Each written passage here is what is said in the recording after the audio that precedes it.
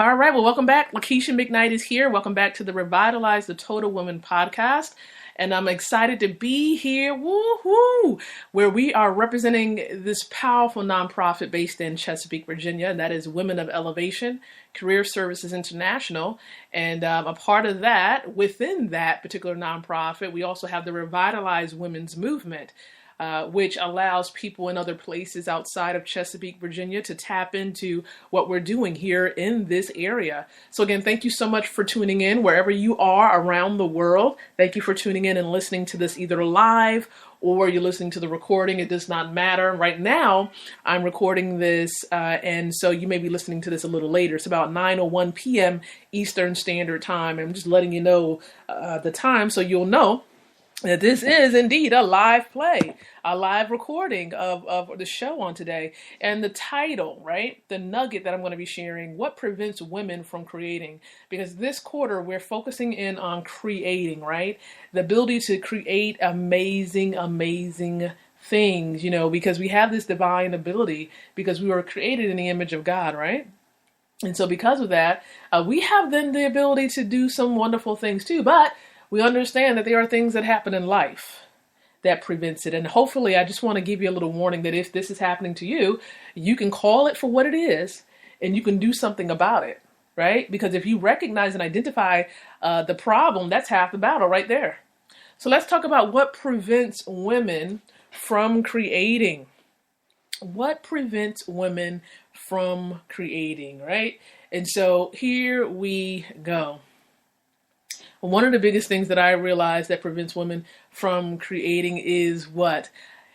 A lack of prioritizing. Prioritizing. What is most important to you? What is most important to you right now in this season of your life? Right now it's 2016, the month of January. You, right, need to be thinking about and having a plan and not just having an idea in your mind, having it written down on paper, okay? And then thinking about an execution plan, not just thinking about it, but writing it down, executing that bad boy, getting that thing rocking and rolling. So if you're thinking about losing weight, where is that upon your list of priorities? Is it third? Is it fourth? Is it fifth? I know with me, one of the things that's important with me is making sure that I have a rock solid relationship with God. That's standard. That's priority, right? That his agenda, number one, is my agenda. So that's one of the priorities. Number two, of course, is being the best wife that I can be for my husband and being a helpmate for him. Number three, of course, taking care of myself. I know that comes almost fairly equal with the second one, or sometimes even above it, because I need to take care of myself in order to be a great wife for him. So those are just examples. Now, business matters and ministry and things of that nature. Yes, that's important to me, but that will probably come after family because I have to take care of my son. And of course, I'm with child now. So, taking care of the child that's soon to be born this year. Excited about that. So, you may have your own set of priorities, but you need to prioritize.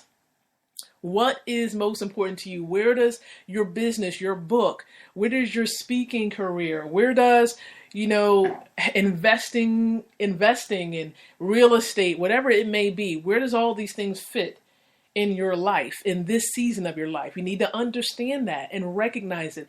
If that is a priority to you, then you need to be making sure that you're working towards that every single day. And that if there are different things that pops up throughout the day, that you call it for what it is. And that if it's not in alignment with what's important to you in your life and in this season of your life right now, then you have to let it go. It's okay to let things go. That's one of the questions that I asked, and that I've seen a lot of people asking as well, is what are you trying to let go from 2015 that you don't want to bring into this year?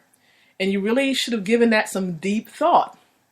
What is it that you did not want to bring in 2016 because it's not for you in this season?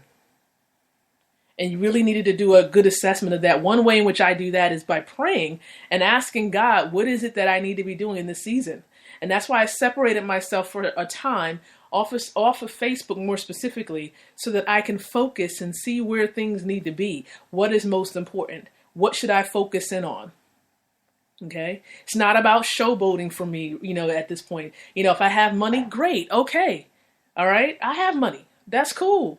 I don't need to show it to everybody. I might have a great car, a great vehicle. Bam, okay, that's fine. I don't need to show it to everybody. It's not about showboating and showing everybody what you have, because those things are only temporary, right? Those things can be taken from you in a blink of an eye. All right?